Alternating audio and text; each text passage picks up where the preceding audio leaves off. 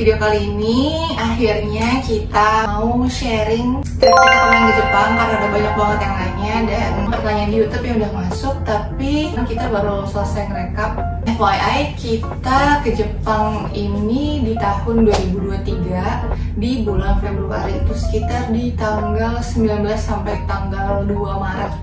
So kurang lebih 11 hari lah include perjalanan, dan itu kita di musim winter. Jadi kebayang dong preparationnya kayak apa. FYI kita beli tiketnya itu di bulan Oktober ya.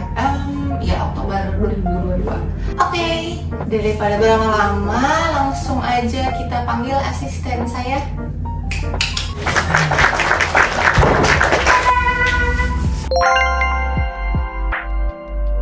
Oke, yang pertama expense kita pastinya itu di paspor dan visa. Itu udah pernah aku bahas di video paling awal sebelum kita berangkat ke Jepang. Intinya untuk pembuatan paspor biayanya itu 600.000 karena kita pakai e-paspor dan kita benar baru buat.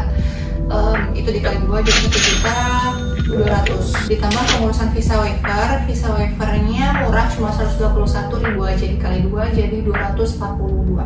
Jadi pertimbangan sebelum berangkat itu kan kita buat itinerary itu karena ada 3 kota, jadi mau pakai JR Fast kan kalau di Jepang ya namanya. Karena kita setelah hitung-hitungan bisa 6 jutaan untuk 2 orang, jadi kita berusaha ini kayaknya bisa dipangkas lah gitu. JR Fast itu hanya berlaku untuk kereta yang dioperasikan oleh Japan Railways, jadi kayak BUMN-nya di Jepang gitulah, BUMN kereta. Dari set kecil-kecilan akhirnya kita bisa dapat itu ada yang namanya pakai IC card. IC card itu udah mencakup juga kota-kota yang kita masuk itinerary kita. IC card ini bisa dibeli di stasiun-stasiun sih. Kita pas baru nyampe langsung beli di stasiun bandara dan langsung ke budget aja ya, habis sekitar 1,7 lah, 1,7 juta. Jadi lumayan lah kalau kita compare sama JR Pass yang 6 juta 2 orang, itu kita 1,7 itu udah. Tipsnya sebenarnya kalau kalian mau lebih efektif di budget, menurut kita sih prefer pakai IC card. Kalau misalnya kalian mendarat di Osaka, di daerah Kansai ya, Osaka, Kyoto itu pakainya Ikoka, tapi kalau mendarat dari Tokyo pakainya Suica.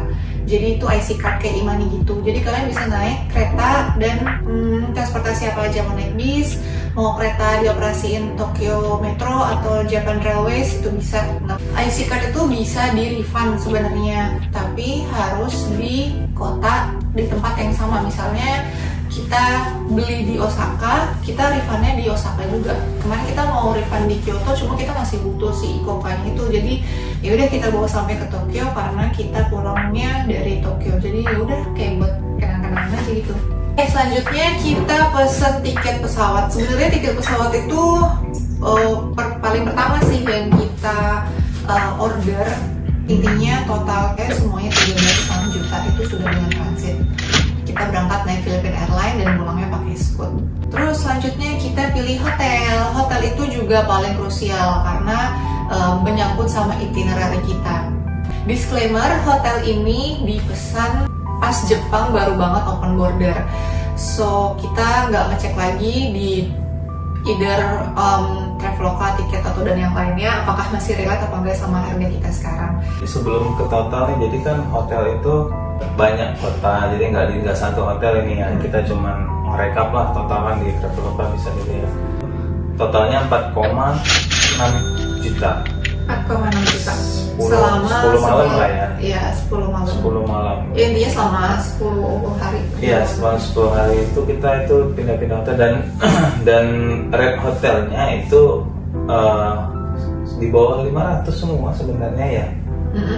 Kalau di rata-rata ya, paling di Kawaguchi aja kita yang agak mahal karena memang daerah Gunung Fuji kan daerah wisata ya, dan dekat stasiun gitu. Tapi itu pun cuma semalam, jadi nggak terlalu berat lah untuk.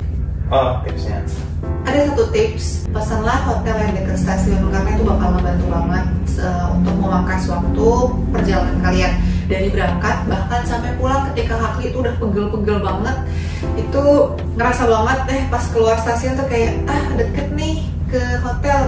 Jadi ya itu menurut kita sih pertimbangan yang harus dipikirkan. Oke.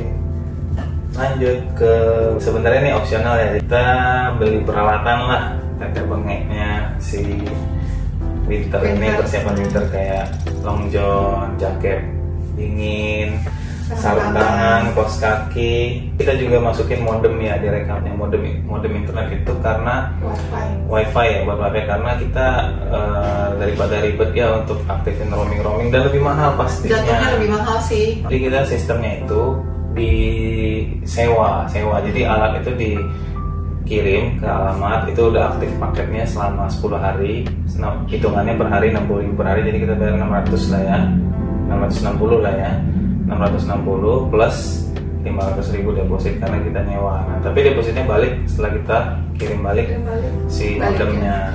Jadi totalnya persiapan tete bengek untuk winter itu sama modem 5 juta. Banyak sih, beli jaketnya ini malah sepatu. Iya. Sepatu, tapi ya. MOS sebenarnya setelah kita pikirkan dan banyak ngobrol sama orang lain, bisa dipres sih sebenarnya budget itu kalau kalian mau itu dengan sewa sih. Ternyata banyak yang udah nyewain untuk peralatan winter, ataupun kalau memang mau beli bisa di thrifting shop. Selanjutnya adalah untuk transport dari bandara ke kota dan sebaliknya. Kita beli semuanya, tiket perjalanan, apalagi ya hotel segala macam tuh pokoknya di Indonesia. Jadi kita pas udah di Jepang tuh tinggal jalan aja, tinggal berangkat aja gitu, nggak perlu pusing-pusing mikir-mikir beli gitu.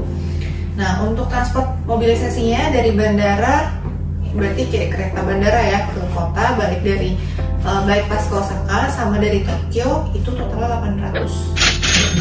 Berarti 2 kali perjalanan ya.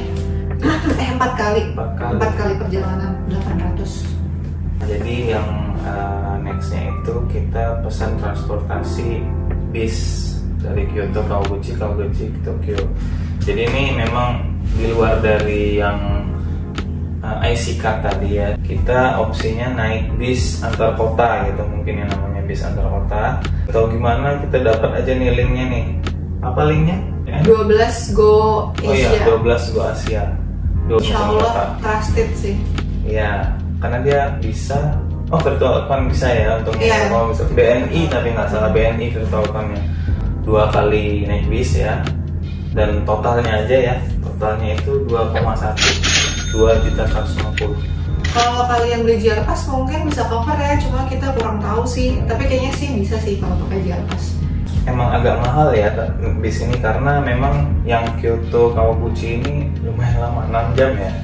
9 jam jauh sih. Itu lama, tapi untung kita dari malam ya, jalannya pagi nyampe, jadi sekalian kita menghemat budget hotel gitu. Jadi kita di perjalanan malam pagi sampai di bis pagi sampai di Kawaguchi.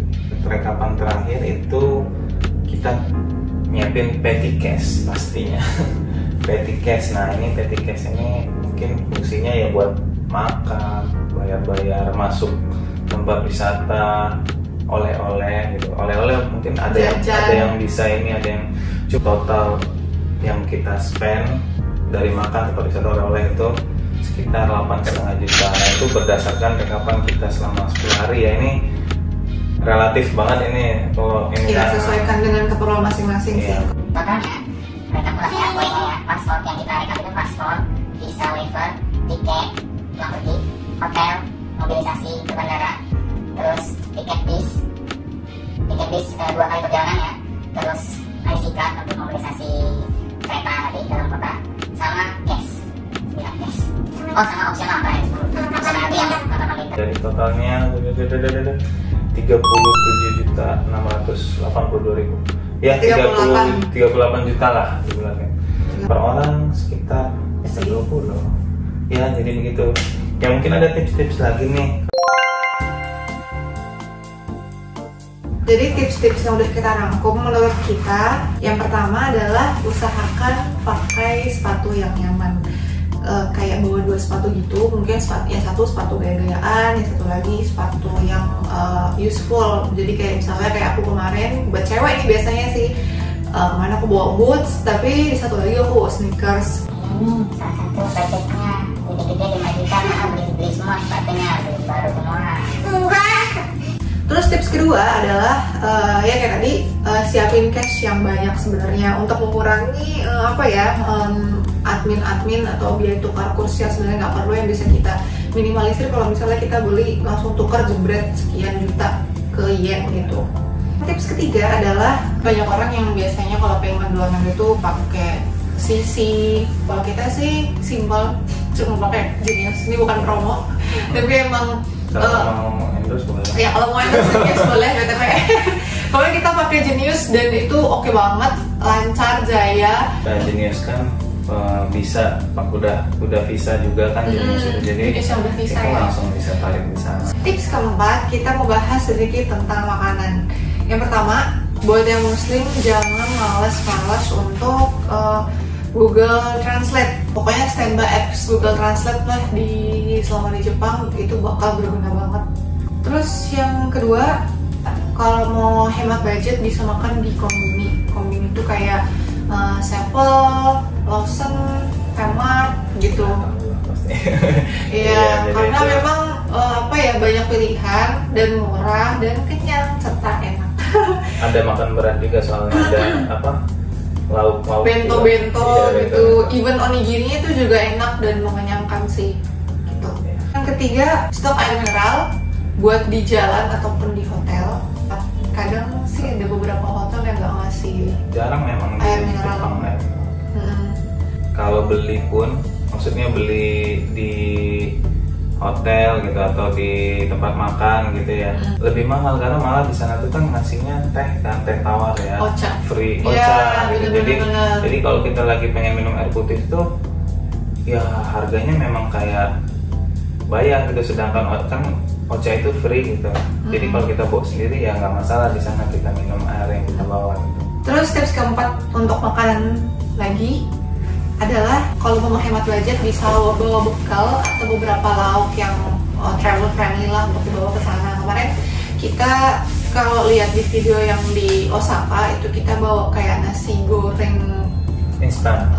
instan yang cuma tinggal diangetin aja, itu useful banget buat mengurangi budget. Itu makanan orang gunung lah pasti ngerti ya. Iya. Lauk-lauk juga ada. Iya. Kalau misal kalian mau beli mie, menurut kita sih mendingan bawa dari Indonesia. Kenapa? Karena pas kita lagi ke Don Quixote mau coba-coba beli buat oleh-oleh, sebenarnya beli mie cup itu semuanya non halal. Nah, kalau bisa beli dari bawah aja mie-nya, kalau muslim ya bebas mencoba.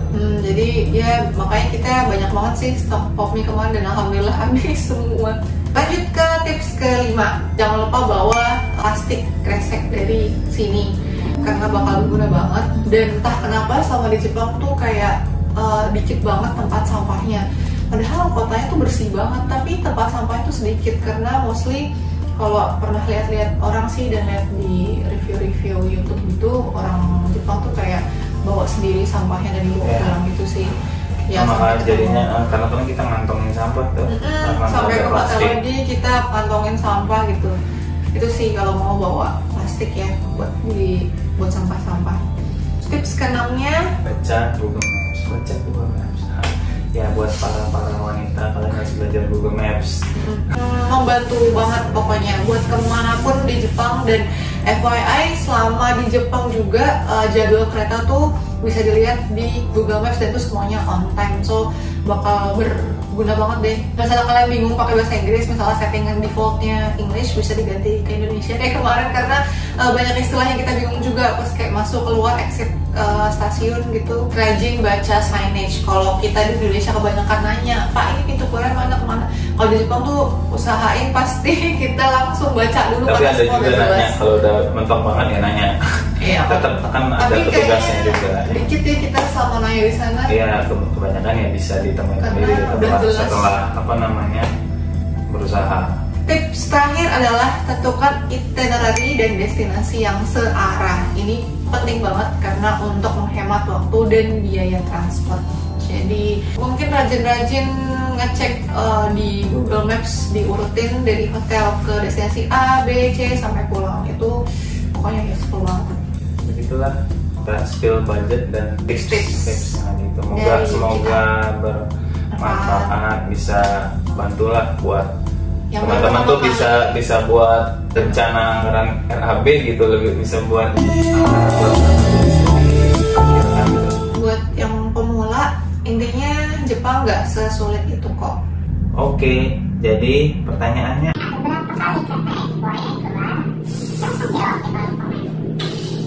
see you, bye bye.